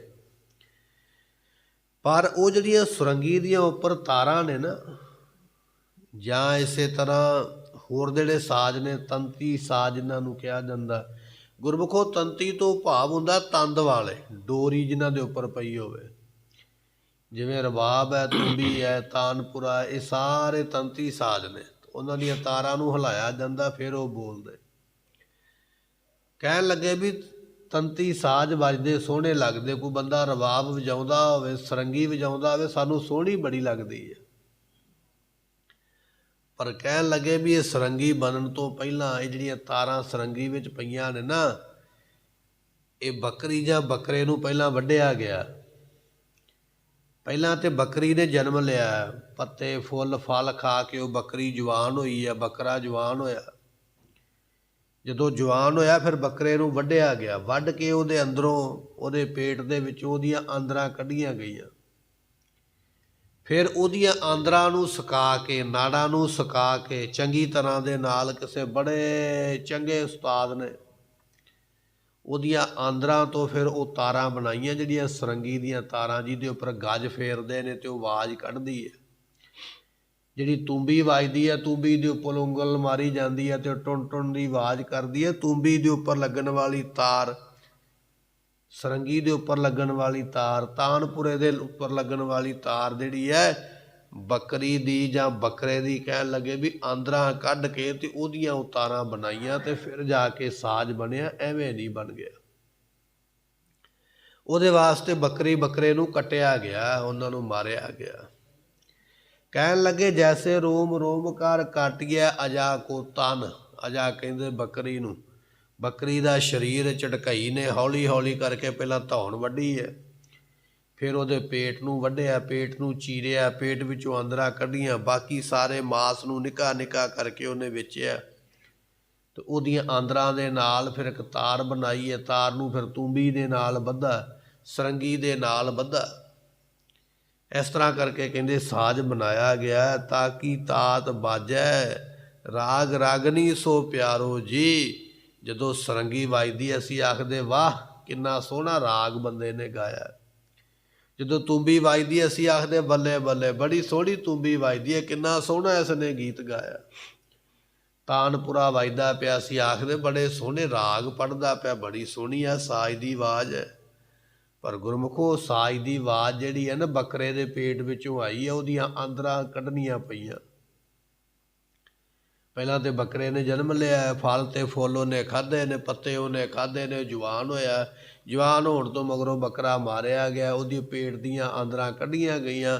ਆਂਦਰਾਂ ਨੂੰ ਧੋ ਕੇ, ਸੁਕਾ ਕੇ, ਬਣਾ ਕੇ ਫਿਰ ਉਹਦੀਆਂ ਤਾਰਾਂ ਬਣਾਈਆਂ। ਤਾਰਾਂ ਦੇ ਨਾਲ ਫਿਰ ਸਾਜ਼ ਬਣਿਆ ਤੇ ਸਾਜ਼ ਵੱਜਿਆ। ਅਸੀਂ ਲੋਕਾਂ ਨੇ ਆਖਿਆ ਇਹ ਗਾਉਣ ਵਾਲਾ ਬੜਾ ਹੀ ਚੰਗਾ ਹੈ। ਪਰ ਅਸੀਂ ਇਹ ਨਹੀਂ ਜਾਣਿਆ ਵੀ ਜਿਹੜਾ ਨਾਲ ਸਾਜ਼ ਵੱਜਦਾ ਪਿਆ ਇਹਦੇ ਵਾਸਤੇ ਬੱਕਰੇ ਨੂੰ ਆਪਣੀ ਗਰਦਨ ਵਢਾਉਣੀ ਪਈ ਹੈ। ਸਰੀਰ ਪਾਲਣ ਤੋਂ ਮਗਰੋਂ ਫਿਰ ਆਪਣੇ ਆਪ ਨੂੰ ਮੁਕਾਉਣਾ ਪਿਆ ਹੈ। ਬੋਟੀ ਬੋਟੀ ਕਰਕੇ ਉਸ ਜਾਨਵਰ ਨੂੰ ਵੱਢਿਆ ਗਿਆ ਤੇ ਮਾਰਿਆ ਗਿਆ, ਫਿਰ ਜਾ ਕੇ ਉਹਦਾ ਸਾਜ਼ ਬਣਿਆ। ਸਾਜ਼ ਐਵੇਂ ਨਹੀਂ ਬਣ ਜਾਂਦਾ। ਤੇ ਤੀਜਾ ਬਚਨ ਕਰਦੇ ਕਹਿਣ ਲੱਗੇ, ਜੈਸੇ ਤੋ ਉਟਾਰ ਦਰਪਣ ਕੀਜੈ ਲੋਸ਼ਟ ਸੇਤੀ। ਤੇ ਗੁਰਮੁਖੋ ਇਹ ਜਿਹੜਾ ਅਸੀਂ ਸੀਸਾ ਵੇਖਦੇ ਹਾਂ ਨਾ, ਮੂੰਹ ਵੇਖਣ ਵਾਲਾ, ਅਸੀਂ ਤੇ ਬਾਜ਼ਾਰ ਗਏ ਤੇ ਥੋੜ੍ਹੇ ਬਹੁਤੇ ਪੈਸੇ ਖਰਚੇ ਤੇ ਸੀਸਾ ਲੈ ਆਂਦਾ। ਪਰ ਸੀਸਾ ਬਣਿਆ ਕਿਵੇਂ ਹੈ? ਬਣਾਉਣ ਵਾਲੇ ਨੇ ਮਿੱਟੀ ਨੂੰ, ਰੇਤਾ ਨੂੰ ਇਕੱਠਾ ਕੀਤਾ, ਉਹਨੂੰ ਬੜੇ ਬੜੇ ਸੋਹਣੇ ਪਾਣੀ ਨਾਲ ਧੋਤਾ, ਉਹਦੇ ਵਿੱਚ ਕਈ ਤਰ੍ਹਾਂ ਦੇ ਕੈਮੀਕਲ ਪਾਏ ਗਏ, ਕਈ ਵਸਤੂਆਂ ਪਾ ਕੇ ਤੇ ਫਿਰ ਸੀਸਾ ਤਿਆਰ ਹੋਇਆ। ਤੇ ਜਦੋਂ ਸੀਸਾ ਬਣ ਗਿਆ ਤੇ ਕਹਿਣ ਲੱਗੇ ਤਾਂ ਤੇ ਕਰ ਗੁਰ ਗਹਿ ਮੁਖ ਦੇਖਤ ਸੰਸਾਰੋ ਜੀ। ਫਿਰ ਉਸ ਸੀਸੇ ਨੂੰ ਹੱਥ ਵਿੱਚ ਫੜ ਕੇ ਦੁਨੀਆ ਆਪਣਾ ਮੂੰਹ ਦੇਖਦੀ ਹੈ, ਪਰ ਮੂੰਹ ਦੇਖਣ ਤੋਂ ਪਹਿਲਾਂ ਸੀਸੇ ਨਾਲ ਕੀ ਕੀ ਗੁਜ਼ਰੀ ਹੈ, ਕੀ ਕੀ ਬਣੀ ਹੈ, ਇਹ ਸੀਸਾ ਜਾਣਦਾ। ਸੀਸਾ ਐਵੇਂ ਨਹੀਂ ਬਣ ਗਿਆ। ਤੇ ਫਿਰ ਸਭ ਤੋਂ ਥੱਲੇ ਜਾ ਕੇ ਨਿਚੋੜ ਕੱਢਦੇ ਆਪਣੀ ਕਵਿਤਾ ਦਾ। ਕਹਿਣ ਲੱਗੇ ਤੈਸੇ ਦੁਖ ਭੂਖ ਸੁਧ ਸਾਧਨਾ ਕੈ ਸਾਧ ਭੈ। ਭੁੱਖਾ ਰਹਿ ਕੇ, ਪਿਆਸਾ ਰਹਿ ਕੇ, ਠੰਡ ਵਿੱਚ ਠੰਡੇ ਪਾਣੀ ਨਾਲ ਨਹਾ ਕੇ, ਕਿਸੇ ਦੇ ਘਰੋਂ ਪ੍ਰਸ਼ਾਦਾ ਭੋਜਨ ਮੰਗ ਕੇ ਤੇ ਛਕਿਆ, ਐਵੇਂ ਨਹੀਂ ਸਾਧ ਬਣਿਆ ਜਾਂਦਾ। ਸਾਧ ਬਣਨ ਵਾਸਤੇ ਸਵਾਦ ਛੱਡਣਾ ਪੈਂਦਾ। ਕੋਈ ਮਹਾਤਮਾ ਚਲੇ ਗਿਆ ਨਾ ਕਿਸੇ ਦੇ ਘਰੇ, ਤੇ ਉਹਨੇ ਜਾ ਕੇ ਕਿਸੇ ਬੀਬੀ ਨੂੰ ਆਖਿਆ ਜੀ ਮੈਂ ਭੋਜਨ ਛਕਣਾ। ਤੇ ਬੀਬੀ ਜਿਹੜੀ ਮਾਈ ਸੀ ਘਰ ਵਾਲੀ, ਉਹ ਬਾਹਰ ਵਿਹੜੇ ਵਿੱਚ ਬੈਠੀ ਹੋਈ ਹੈ, ਤੇ ਉਹਨੇ ਅੰਦਰ ਨੂੰ ਮੂੰਹ ਕਰਕੇ, ਆਪਣੇ ਘਰ ਨੂੰ ਮੂੰਹ ਕਰਕੇ ਆਵਾਜ਼ ਮਾਰੀ। ਕਹਿਣ ਲੱਗੇ ਬਾਹਰ ਇੱਕ ਦਰਵੇਸ਼ ਆਇਆ, ਲਿਆਓ ਕੁਝ ਬਣਿਆ ਤੇ ਉਹਨੂੰ ਛਕਾਉਣ ਵਾਸਤੇ ਦਈਏ। ਤੇ ਗੁਰਮੁਖੋ ਅੰਦਰ ਨੌਕਰਾਣੀ ਕੰਮ ਕਰਦੀ ਪਈ ਸੀ। ਜਦੋਂ ਉਹਦੇ ਕੰਨਾਂ ਵਿੱਚ ਆਵਾਜ਼ ਪਈ ਨਾ ਵੀ ਬਾਹਰ ਦਰਵੇਸ਼ ਆਇਆ, ਸੰਤ ਤੇ ਕੋਈ ਸਾਧੂ ਆਇਆ, ਤੇ ਉਸ ਬੀਬੀ ਨੇ, ਨੌਕਰਾਣੀ ਨੇ ਚਣੇ ਉਬਾਲੇ ਹੋਏ ਸਨ ਪਾਣੀ ਦੇ ਵਿੱਚ, ਤੇ ਚਣੇ ਕੱਢੇ ਪਾਣੀ ਵਿੱਚੋਂ, ਕੌਲੀ ਵਿੱਚ ਪਾਏ ਤੇ ਲਿਆ ਕੇ ਸਾਧੂ ਦੇ ਅੱਗੇ ਰੱਖੇ। ਜਦੋਂ ਥੋੜ੍ਹੇ ਜਿਹੇ ਠੰਡੇ ਹੋਏ ਤੇ 2-4 ਚਣੇ ਚੁੱਕ ਕੇ ਜਦੋਂ ਮੂੰਹ ਵਿੱਚ ਪਾਏ ਨਾ ਸਾਧੂ ਦੇ, ਤੇ ਸਵਾਦ ਨਹੀਂ ਆਇਆ, ਉਹ ਬਕ-ਬਕੇ ਜਿਹੇ ਲੱਗੇ। ਤੇ ਸਾਧੂ ਦੇ ਮੂੰਹੋਂ ਨਿਕਲ ਹੀ ਗਿਆ। ਕਹਿਣ ਲੱਗੇ ਬੀਬੀ ਵੀ ਤੂੰ ਜੇ ਹੋਰ ਨਹੀਂ ਸੀ ਕੁਛ ਇਹਦੇ 'ਚ ਪਾਉਣਾ, ਥੋੜ੍ਹਾ ਨਮਕ ਹੀ ਪਾ ਦਿੰਦੀ, ਥੋੜ੍ਹਾ ਸਵਾਦ ਤੇ ਬਣ ਜਾਂਦਾ, ਮੈਂ ਸੌਖਾ ਖਾ ਲੈਂਦਾ। ਜਦੋਂ ਇਹ ਬਚਨ ਸਾਧੂ ਨੇ ਆਖੇ ਤੇ ਉਹ ਮਾਲਕਣ ਜਿਹੜੀ ਘਰ ਵਾਲੀ ਬੈਠੀ ਸੀ, ਉਹਨੇ ਆਪਣੀ ਨੌਕਰਾਣੀ ਨੂੰ ਝਿੜਕਿਆ। ਕਹਿਣ ਲੱਗੀ ਤੈਨੂੰ ਆਏ ਗਿਆ ਦੀ ਸੇਵਾ ਕਰਨ ਦਾ ਨਹੀਂ ਪਤਾ ਲੱਗਦਾ ਵੀ ਕਿਵੇਂ ਕਰੀਦੀ ਹੈ, ਥੋੜ੍ਹਾ ਨਮਕ ਪਾ ਲਿਆਉਂਦੀ। ਤੋ ਨੌਕਰਾਣੀ ਬੋਲੀ, ਕਹਿਣ ਲੱਗੀ ਜੀ ਤੁਸੀਂ ਆਵਾਜ਼ ਦਿੱਤੀ ਸੀ ਵੀ ਬਾਹਰ ਇੱਕ ਸਾਧੂ ਆਇਆ, ਦਰਵੇਸ਼ ਆਇਆ, ਸੰਤ ਆਇਆ, ਤੇ ਇਹਦੇ ਛਕਣ ਵਾਸਤੇ ਕੁਝ ਲੈ ਕੇ ਆਓ। ਸੰਤਾਂ ਦਾ ਭੋਜਨ ਤੇ ਜਿਹੋ ਜਿਹਾ ਮਿਲ ਗਿਆ ਉਹੋ ਜਿਹਾ ਹੀ ਛਕ ਲਿਆ, ਕਿਉਂਕਿ ਸੰਤ ਕੀ ਤੇ ਸਾਧ ਕੀ, ਸਾਧ ਕੀ ਤੇ ਸਵਾਦ ਕੀ। ਪਰ ਜੇ ਤੂੰ ਮੈਨੂੰ ਆਖਦੀ ਵੀ ਬਾਹਰ ਇੱਕ ਸਵਾਦ ਲੈਣ ਵਾਲਾ ਬੰਦਾ ਆਇਆ, ਤੇ ਮੈਂ ਤੇ ਚਣਿਆਂ ਨੂੰ ਤੜਕਾ ਲਾ ਕੇ ਲੈ ਆਉਂਦੀ, ਮੈਂ ਇਹਨੂੰ ਬੜਾ ਸੋਹਣਾ ਸਵਾਦਿਸ਼ਟ ਬਣਾ ਕੇ ਲਿਆਉਂਦੀ। ਜੇ ਮੈਨੂੰ ਪਤਾ ਹੁੰਦਾ ਵੀ ਕੋਈ ਸੰਸਾਰੀ ਬੰਦਾ ਆਇਆ, ਮੈਂ ਤੇ ਆਖਿਆ ਵੀ ਨਿਰੰਕਾਰੀ ਕੋਈ ਸਾਧੂ ਹੈ, ਤੇ ਸਾਧੂ ਨੂੰ ਸਵਾਦ ਨਾਲ ਕੀ ਲੱਗੇ, ਮੈਂ ਤੇ ਤਾਂ ਇਹੋ ਜਿਹਾ ਬਣਾ ਲਿਆ। ਜਦੋਂ ਨੌਕਰਾਣੀ ਨੇ ਬਚਨ ਆਖਿਆ ਤੇ ਉਹ ਸਾਧੂ ਦੇ ਬਚਨ ਅੰਦਰ ਧੁਰ ਤੱਕ ਚਲਾ ਗਿਆ, ਆਪਣੇ ਆਪ ਨੂੰ ਧਰਕਾਰ ਪਾਈ। ਕਹਿਣ ਲੱਗਾ ਉਹ ਸਾਧੂਆ, ਤੇਰੇ ਨਾਲੋਂ ਤਾਂ ਨੌਕਰਾਣੀ ਚੰਗੀ ਹੈ, ਜਿਹਨੂੰ ਇਹ ਪਤਾ ਵੀ ਸਾਧੂ ਨੂੰ ਸਵਾਦ ਨਾਲ ਕੁਝ ਲੈਣਾ ਦੇਣਾ ਨਹੀਂ ਹੁੰਦਾ। ਤੂੰ ਸਾਧੂ ਬਣ ਕੇ ਵੀ ਨਹੀਂ ਇਹ ਜਾਣ ਸਕਿਆ ਵੀ ਮੈਂ ਅਜੇ ਵੀ ਸਵਾਦਾਂ ਵਿੱਚ ਪਿਆ ਹੋਇਆ। ਗੁਰਮੁਖੋ ਸਾਧੂ ਬਣਨਾ ਸੌਖਾ ਨਹੀਂ ਹੈ। ਅਸੀਂ ਆਖ ਦਿੰਦੇ ਵਿਹਲੜ ਤੁਰਿਆ ਫਿਰਦਾ, ਕੰਮ ਨਹੀਂ ਕਾਰ ਨਹੀਂ, ਅਸੀਂ ਬੜੇ ਕੰਮਾਂ ਵਾਲੇ। ਪਰ ਸਾਧੂ ਬਣਨ ਵਾਸਤੇ ਦੁੱਖ ਵੀ ਸਹਿਣਾ ਪੈਂਦਾ, ਬੋਲ ਕਬੋਲ ਵੀ ਸਹਿਣਾ ਪੈਂਦਾ, ਮਾੜਾ ਬਚਨ ਵੀ ਸੁਣਨਾ ਪੈਂਦਾ, ਭੁੱਖੇ ਵੀ ਰਹਿਣਾ ਪੈਂਦਾ ਹੈ। ਕਦੇ ਪ੍ਰਸ਼ਾਦਾ ਮਿਲਿਆ ਤੇ ਕਦੇ ਨਾ ਮਿਲਿਆ। ਗੁਰੂ ਨਾਨਕ ਦੇ ਪਾਤਸ਼ਾਹ ਨੂੰ ਮਿਲਿਆ ਨਾ ਸੰਤ ਰੇਨ ਸਾਧੂ, ਜਦੋਂ 20 ਰੁਪਈਆਂ ਦਾ ਲੰਗਰ ਕੀਤਾ ਤੇ ਮਹਾਰਾਜ ਨੇ ਪੁੱਛਿਆ, ਕਹਿਣ ਲੱਗੇ ਜੀ ਖਾਂਦੇ ਕੀ ਹੋ, ਤੁਹਾਡਾ ਕੰਮਕਾਰ ਕਿਵੇਂ ਚੱਲਦਾ, ਤੁਹਾਨੂੰ ਇਹ ਪ੍ਰਸ਼ਾਦਾ ਪਾਣੀ ਕੌਣ ਦਿੰਦਾ ਲਿਆ ਕੇ।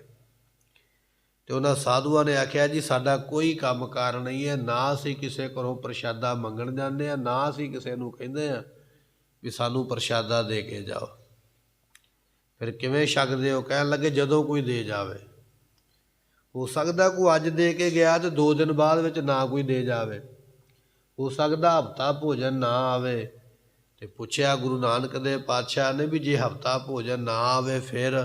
ਕਹਿਣ ਲੱਗੇ ਜੀ ਹਫ਼ਤਾ ਫਿਰ ਭੁੱਖੇ ਰਹੀਦਾ, ਪਰ ਮੰਗੀਦਾ ਨਹੀਂ ਕਿਸੇ ਕੋਲ। ਅਸੀਂ ਸਵਾਦਾਂ ਵਿੱਚ ਨਹੀਂ ਪੈਣਾ, ਅਸੀਂ ਉਹਦੀ ਰਜ਼ਾ ਵਿੱਚ ਬੈਠੇ ਹਾਂ। ਸੈਲ ਪੱਥਰ ਮੈਂ ਜੰਤੋ ਪਾਏ ਤਾਕਾ ਰਿਜਕ, ਜਿਹੜਾ ਕੀੜਿਆਂ ਨੂੰ ਪਾਲਦਾ ਉਹ ਸਾਡੀ ਸਾਰ ਵੀ ਲਵੇਗਾ। ਸਿਰ ਸਿਰ ਰਿਜਕ ਸਮਾਹੇ ਠਾਕੁਰ ਕਾਹੇ, ਪਾਉ ਕਰਿਆ। ਇਹ ਬਚਨ ਨੇ ਪਾਤਸ਼ਾਹ ਦੇ। ਸੋ ਕਹਿਣ ਲੱਗੇ ਤੈਸੇ ਦੁਖ ਭੂਖ ਸੁਧ ਸਾਧਨਾ ਕੇ ਸਾਧ ਭਏ। ਆਪਾਂ ਕਹਿ ਦਿੰਦੇ ਆ ਸਾਧੂ ਆ ਗਿਆ ਹੈ ਤੇ ਵਿਹਲੜ ਕੰਮਕਾਰ ਕੋਈ ਨਹੀਂ, ਪਰ ਸਾਧੂ ਨੂੰ ਭੁੱਖੇ ਤੇ ਪਿਆਸੇ ਰਹਿ ਕੇ ਬੰਦਗੀ ਕਰਨੀ ਪੈਂਦੀ, ਤਪ ਕਰਨਾ ਪੈਂਦਾ, ਨਾਮ ਜਪਣਾ ਪੈਂਦਾ। ਜਿਹੜਾ ਸਮਾਂ ਅੱਜ ਸਾਡੇ ਲੋਕਾਂ ਦੇ ਸੌਣ ਦਾ ਹੈ ਉਹ ਸਮਾਂ ਸਾਧੂ ਦੇ ਉੱਠਣ ਦਾ ਹੋ ਜਾਂਦਾ। ਅਸੀਂ ਸੌਂਦੇ ਨਾ ਰਾਤ ਨੂੰ 2 ਵਜੇ ਤੱਕ ਜਾਗਦੇ ਰਹਿੰਦੇ, ਮੋਬਾਈਲ 'ਤੇ ਗੇਮ ਖੇਡਦੇ ਰਹਿੰਦੇ, ਸਫ਼ਰ ਕਰਦੇ ਰਹਿੰਦੇ। ਜਦੋਂ 2-3 ਦਾ ਅੰਮ੍ਰਿਤ ਵੇਲੇ ਦਾ ਸਮਾਂ ਫਿਰ ਸੌਂ ਗਏ, ਸਾਧੂ ਦੇ ਉੱਠਣ ਦਾ ਸਮਾਂ ਹੋ ਜਾਂਦਾ। ਉੱਠ ਕੇ ਉਹ ਇਸ਼ਨਾਨ ਕਰਕੇ ਬੰਦਗੀ ਵਿੱਚ ਲੱਗ ਜਾਂਦਾ। ਤੇ ਕਹਿਣ ਲੱਗੇ ਤਾਂ ਹੀ ਕਿ ਜਗਤ ਕੋ ਕਰਤ ਨਿਸਤਾਰੋ ਜੀ। ਇਹੋ ਜਿਹਾ ਸਾਧੂ ਫਿਰ ਕਿਸੇ ਨੂੰ ਉਪਦੇਸ਼ ਦੇ ਦੇਵੇ ਨਾ, ਉਹਦੇ ਉਪਦੇਸ਼ ਦੇ ਨਾਲ ਇੱਕ ਦਾ ਨਹੀਂ ਪੂਰੇ ਜਗਤ ਦਾ ਭਲਾ ਹੋ ਜਾਂਦਾ। ਤੇ ਗੁਰੂ ਨਾਨਕ ਸਾਹਿਬ ਪਾਤਸ਼ਾਹ ਦੀ 5ਵੀਂ ਜੋਤ ਗੁਰੂ ਅਰਜਨ ਸਾਹਿਬ ਪਾਤਸ਼ਾਹ ਨੇ ਬਚਨ ਲਿਖਿਆ, ਜਿਸ ਕਾ ਅੰਤਰ ਬਸੈ ਨਿਰੰਕਾਰ ਤਿਸ ਕੀ ਸੀਖ ਤਰੈ ਸੰਸਾਰ। ਸੰਸਾਰ ਉਹਦੀ ਬਚਨ ਨਾਲ ਤਰ ਜਾਂਦਾ। ਪਰ ਬਚਨ ਉਹਦਾ ਚੱਲੇਗਾ ਜਿਹਨੇ ਗੁਰਮੁਖੋ ਅੰਦਰ ਨਿਰੰਕਾਰ ਨੂੰ ਵਸਾਇਆ ਹੈ। ਪਰ ਅੰਦਰ ਨਿਰੰਕਾਰ ਵਸਾਉਣ ਵਾਸਤੇ ਜਪ ਕਰਨਾ ਪੈਂਦਾ, ਤਪ ਕਰਨਾ ਪੈਂਦਾ, ਬੰਦਗੀ ਕਰਨੀ ਪੈਂਦੀ ਹੈ, ਭੁੱਖੇ ਤੇ ਪਿਆਸੇ ਰਹਿਣਾ ਪੈਂਦਾ, ਲੋਕਾਂ ਦਾ ਬੋਲ ਕਬੋਲ ਸਹਿਣਾ ਪੈਂਦਾ, ਫਿਰ ਜਾ ਕੇ ਸੰਤ ਬਣਦਾ। ਸੰਤ ਐਵੇਂ ਨਹੀਂ ਬਣ ਜਾਂਦਾ।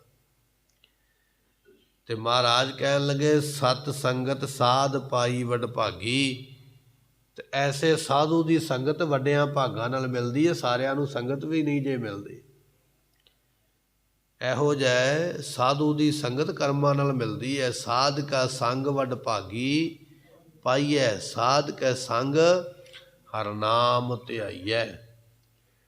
ਸਾਧੂ ਦੀ ਸੰਗਤ ਵੱਡਿਆਂ ਭਾਗਾਂ ਨਾਲ, ਕਿਉਂਕਿ ਉਹਦੀ ਸੰਗਤ ਵਿੱਚ ਜਾ ਕੇ ਨਾਮ ਧਿਆਉਣ ਲੱਗ ਪਵੇਗਾ, ਨਾਮ ਜਪਣ ਲੱਗ ਪਵੇਗਾ।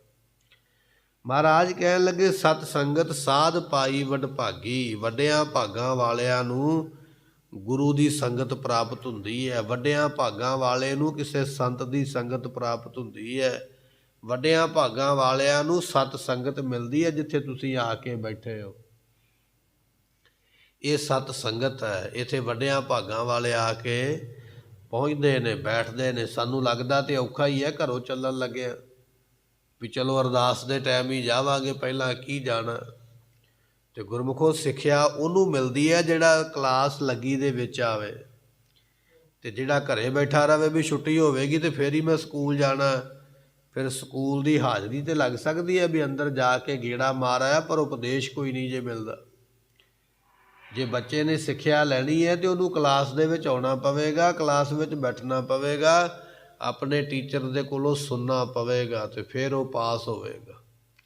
ਇਹ ਸਾਡੇ ਗੁਰੂ ਦੀ ਕਲਾਸ ਲੱਗਦੀ ਹੈ। ਜਿਹੜਾ ਦੀਵਾਨ ਲੱਗਦਾ ਨਾ ਸਵੇਰ ਸ਼ਾਮ ਦਾ, ਕੀਰਤਨ ਦਾ, ਕਥਾ ਦਾ, ਪਾਠ ਦਾ, ਜੇ ਇਸ ਕਲਾਸ ਵਿੱਚ ਹਾਜ਼ਰ ਨਹੀਂ ਹੁੰਦੇ ਤੇ ਮੁੜ ਕੇ ਤੇ ਬੰਦ ਸਕੂਲ ਵਾਂਗੂ ਜਦੋਂ ਮਰਜ਼ੀ ਆਈਏ ਤੇ ਜਾਈਏ। ਦਰਸ਼ਨ ਕਰਨ ਦਾ ਫਲ ਤੇ ਜ਼ਰੂਰ ਮਿਲੇਗਾ, ਪਰ ਜਿਹੜੀ ਸਿੱਖਿਆ ਮਿਲਣੀ ਹੈ, ਬਚਨ ਮਿਲਣੇ ਕਮਾਈ ਵਾਸਤੇ, ਉਹ ਬਚਨਾਂ ਤੋਂ ਫਿਰ ਵਾਂਝੇ ਰਹਿ ਜਾਵਾਂਗੇ। ਸਤ ਸੰਗਤ ਵਿੱਚ ਆਉਣਾ ਔਖਾ ਤੇ ਲੱਗਦਾ ਹੈ, ਪਰ ਕਹਿਣ ਲੱਗੇ ਜਿਹੜੇ ਆ ਜਾਂਦੇ ਉਹ ਤਰ ਜਾਣਗੇ। ਐਸੀ ਵੱਡੀ ਸੰਗਤ ਹੈ। ਮਨ ਚਲ ਤੋ ਭਇਓ ਅਰੂੜਾ। ਇਹ ਜਿਹੜਾ ਮਨ ਹੈ ਨਾ ਸਾਡਾ, ਇਹ ਚਲ ਤੋਂ ਕਹੀਏ ਬੜਾ ਚੰਚਲ ਹੈ।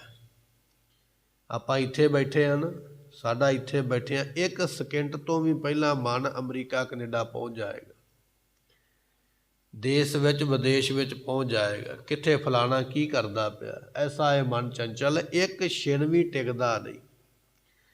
ਪਰ ਜਦੋਂ ਸਾਧ ਸੰਗਤ ਵਿੱਚ ਆਵੇਗਾ ਭਇਓ ਅਰੂੜਾ, ਇਹ ਮਨ ਟਿਕ ਜਾਏਗਾ,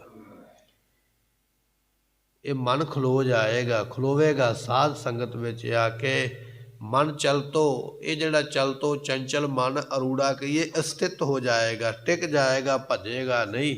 ਗੁਰੂ ਬਚਨ ਵਿੱਚ, ਗੁਰੂ ਬਖਸ਼ਿਸ਼ ਵਿੱਚ ਸਮਾ ਜਾਂਦਾ ਹੈ। ਅਨਹਤ ਧੁਨ ਵਾਜੇ ਨਿਤ ਵਾਜੇ, ਹਰ ਅੰਮ੍ਰਿਤ ਧਾਰ ਰਸ ਲੀੜਾ। ਬਖਸ਼ਿਸ਼ ਕਰਦੇ ਜਿਨ੍ਹਾਂ ਨੇ ਹਰੀ ਹਰ ਪਰਮੇਸ਼ਰ ਦੇ ਨਾਮ ਦੀ ਅੰਮ੍ਰਿਤ ਧਾਰਾ ਨੂੰ, ਜਿਨ੍ਹਾਂ ਨੇ ਲੀੜਾ ਕਹੀਏ ਪੀਤਾ ਚੱਖਿਆ ਹੈ, ਜਿਨ੍ਹਾਂ ਨੇ ਨਾਮ ਨੂੰ ਚੱਖਿਆ ਹੈ। ਅਨਹਦ ਧੁਨ ਵਾਜੇ ਨਿਤ ਵਾਜੇ, ਨਿਤਾ ਪ੍ਰਤੀ ਉਹਨਾਂ ਦੇ ਅੰਦਰ ਅਨਾਹਦ ਵਾਜੇ ਵੱਜਦੇ ਰਹਿੰਦੇ ਹਨ। ਮੇਰੇ ਮਨ ਜਪ ਰਾਮ ਨਾਮ ਹਰ ਰੂੜਾ। ਪਾਤਸ਼ਾਹ ਬੜੀ ਕਿਰਪਾ ਕਰਨ ਵਾਲੇ। ਗੁਰਮੁਖੋ, ਆਪਾਂ ਜ਼ਿੰਦਗੀ ਵਿੱਚ ਨਾ ਦੂਜਿਆਂ ਨੂੰ ਉਪਦੇਸ਼ ਦਿੰਦੇ ਆ, ਫਲਾਣਿਆਂ ਤੂੰ ਆਹ ਕੱਪੜਾ ਨਾ ਪਾਇਆ ਕਰ, ਫਲਾਣਿਆਂ ਤੂੰ ਆਹ ਚੀਜ਼ ਨਾ ਖਾਇਆ ਕਰ, ਤੂੰ ਆਹ ਕੰਮ ਨਾ ਕਰਿਆ ਕਰ। ਅਸੀਂ ਦੂਜੇ ਨੂੰ ਉਪਦੇਸ਼ ਦਿੰਦੇ ਪਰ ਕਦੇ ਆਪਣੇ ਆਪ ਤੇ ਲਾਗੂ ਨਹੀਂ ਕੀਤਾ। ਆਪ ਅਸੀਂ ਚਾਹੁੰਦੇ ਹਾਂ ਕਿ ਮੈਂ ਆਪਣੀ ਮਰਜ਼ੀ ਕਰਾਂ, ਪਰ ਦੂਜੇ ਨੂੰ ਕਹਿੰਦੇ ਆ ਵੀ ਇਹ ਮੇਰੇ ਕਹਿਣੇ 'ਤੇ ਚੱਲੇ। ਪਰ ਗੁਰੂ ਪਾਤਸ਼ਾਹ ਨਾ ਆਪਣੇ ਆਪ ਨੂੰ ਆਪੇ ਉਪਦੇਸ਼ ਦਿੰਦੇ ਸਾਨੂੰ ਸਮਝਾਉਣ ਵਾਸਤੇ। ਕਹਿਣ ਲੱਗੇ, ਮੇਰੇ ਮਨ, ਐ ਮੇਰਿਆ ਮਨਾ, ਜਪ ਰਾਮ ਨਾਮ ਹਰ, ਹਰੀ ਹਰ ਪਰਮੇਸ਼ਰ ਦੇ ਰਾਮ ਨਾਮ ਨੂੰ ਜਪਿਆ ਕਰ। ਰੂੜਾ ਕਹੀਏ, ਰੱਬ ਦਾ ਨਾਮ ਬੜਾ ਹੀ ਸੁੰਦਰ ਹੈ, ਕਿਉਂਕਿ ਰੱਬ ਆਪ ਸੁੰਦਰ ਹੈ ਨਾ। ਉਹ ਆਪ ਸੋਹਣਾ ਤੇ ਉਹਦਾ ਨਾਮ ਵੀ ਸੋਹਣਾ। ਉਹਦਾ ਨਾਮ ਜਪਣ ਵਾਲੇ ਵੀ ਸੋਹਣੇ ਹੋ ਜਾਣਗੇ, ਸੁੰਦਰ ਹੋ ਜਾਣਗੇ। ਐਸੇ ਸੁੰਦਰ ਨਾਮ ਨੂੰ ਮੇਰਿਆ ਮਨਾ ਤੂੰ ਜਪਿਆ ਕਰ। ਮੇਰਾ ਮਨ ਤਨ ਪ੍ਰੀਤ ਲਗਾਈ ਸਤਿਗੁਰ, ਹਰ ਮਿਲਿਓ ਲਾਏ ਚਪੀੜਾ। ਜਦੋਂ ਸਤਿਗੁਰਾਂ ਨੇ ਕਿਰਪਾ ਕੀਤੀ, ਮੇਰੇ ਮਨ ਦੇ ਅੰਦਰ, ਮੇਰੇ ਤਨ ਦੇ ਅੰਦਰ ਪ੍ਰੀਤੀ ਲਗਾ ਦਿੱਤੀ, ਪ੍ਰੇਮ ਲਗਾ ਦਿੱਤਾ। ਮੇਰੇ ਮਨ ਤਨ ਪ੍ਰੀਤ ਲਗਾਈ ਸਤਿਗੁਰ। ਜਿਸ ਵੇਲੇ ਸਤਿਗੁਰਾਂ ਨੇ ਕਿਰਪਾ ਕਰਕੇ ਮੇਰੇ ਅੰਦਰ ਪ੍ਰੀਤੀ ਪ੍ਰੇਮ ਪੈਦਾ ਕਰ ਦਿੱਤਾ, ਮਨ ਨੂੰ ਪ੍ਰੇਮ ਲੱਗ ਗਿਆ, ਤਨ ਨੂੰ ਪ੍ਰੇਮ ਲੱਗ ਗਿਆ, ਹਰ ਮਿਲਿਓ ਲਾਏ ਝਪੀੜਾ। ਉਹ ਪਰਮਾਤਮਾ ਫਿਰ ਆ ਕੇ ਜਫੀ ਪਾ ਕੇ ਮਿਲਦਾ। ਸਾਡਾ ਪੁੱਤ ਕਿਤੇ ਦੂਰ ਗਿਆ ਹੋਵੇ ਨਾ, ਭਰਾ ਬਾਹਰ ਗਿਆ, ਕੋਈ ਹੋਰ ਰਿਸ਼ਤੇਦਾਰ ਕੋਈ ਖਾਸ ਹੀ ਬਾਹਰ ਗਿਆ ਤੇ ਮਿਲੇ ਆ ਕੇ, ਤੇ ਆਪਾਂ ਜਫੀ ਪਾ ਕੇ ਮਿਲਦੇ ਘੁੱਟ ਕੇ। ਕਹਿਣ ਲੱਗੇ, ਭਾਈ ਪਰਮਾਤਮਾ ਇਸ ਤਰ੍ਹਾਂ ਆਪਣੇ ਭਗਤਾਂ ਨੂੰ ਘੁੱਟ ਕੇ ਮਿਲਦਾ, ਜਫੀ ਪਾ ਕੇ ਮਿਲਦਾ, ਜਿਨ੍ਹਾਂ ਨੇ ਉਹਦੇ ਨਾਮ ਦੇ ਰਸ ਨੂੰ ਜਪਿਆ। ਪਰ ਇਸ ਤਰ੍ਹਾਂ ਉਹਨਾਂ ਨੂੰ ਗੱਲ ਨਾਲ ਲਾ ਲੈਂਦਾ ਹੈ। ਰਹਾਉ ਸਾਕਤ ਬੰਦ ਭਏ ਹੈ ਮਾਇਆ। ਸਤਿਗੁਰੂ ਪਾਤਸ਼ਾਹ ਕਹਿਣ ਲੱਗੇ, ਜਿਹੜੇ ਸਾਕਤ ਪੁਰਸ਼ ਨੇ, ਸਾਕਤ ਕਿਹਾ ਜਾਂਦਾ ਗੁਰਮੁਖੋ ਮਨਮੁਖ ਨੂੰ। ਜਿਹੜੇ ਮਨਮੁਖ ਵਿਅਕਤੀ ਨੇ, ਬੰਧ ਭਏ ਹੈ ਮਾਇਆ, ਉਹ ਮਾਇਆ ਦੇ ਬੰਧੇ ਹੋਏ ਨੇ, ਮਾਇਆ ਦੇ ਬੰਧਨਾਂ ਵਿੱਚ ਪਏ। ਕਿਉਂਕਿ ਮਾਇਆ ਦਾ ਸੰਗਲ ਕੇਵਲ ਗੁਰੂ ਖੋਲ੍ਹ ਸਕਦਾ। ਗੁਰੂ ਤੋਂ ਬਿਨਾਂ ਕੋਈ ਮਾਇਆ ਦੇ ਸੰਗਲ ਨੂੰ ਹੱਥ ਵੀ ਨਹੀਂ ਲਾ ਸਕਦਾ, ਖੋਲ੍ਹਣਾ ਤੇ ਦੂਰ ਦੀ ਗੱਲ ਹੈ। ਪਰ ਜਿਹੜੇ ਮਨਮੁਖ ਨੇ, ਉਹਨਾਂ ਨੇ ਤੇ ਗੁਰੂ ਹੀ ਨਹੀਂ ਧਾਰਨ ਕੀਤਾ, ਗੁਰੂ ਧਾਰਨ ਨਹੀਂ ਕੀਤਾ। ਤੇ ਪਾਤਸ਼ਾਹ ਕਹਿਣ ਲੱਗੇ, ਉਹ ਲੋਕ ਮਾਇਆ ਦੇ ਬੰਧਨ ਵਿੱਚ ਬੱਧੇ ਹੋਏ ਹਨ। ਬਿਕ ਸੰਚ ਹੈ ਲਾਏ ਜਕੀੜਾ। ਪਾਤਸ਼ਾਹ ਕਹਿਣ ਲੱਗੇ, ਉਹਨਾਂ ਨੇ ਇਹ ਜਿਹੜੀ ਵਿਕਾਰਾ ਰੂਪੀ ਜ਼ਹਿਰ ਹੈ ਜਾਂ ਮਾਇਆ ਰੂਪੀ ਜ਼ਹਿਰ ਨੂੰ ਉਹਨਾਂ ਨੇ ਸੰਚੇ ਕਹੀਏ ਇਕੱਠਾ ਕੀਤਾ ਹੈ। ਇਸ ਕਰਕੇ ਇਹਦੇ ਵਿੱਚ ਜਕੀੜਾ ਕਹੀਏ ਜਕੜੇ ਗਏ ਨੇ, ਪਕੜੇ ਗਏ ਨੇ, ਗ੍ਰਿਫਤ ਵਿੱਚ ਆ ਗਏ ਮਾਇਆ ਦੀ।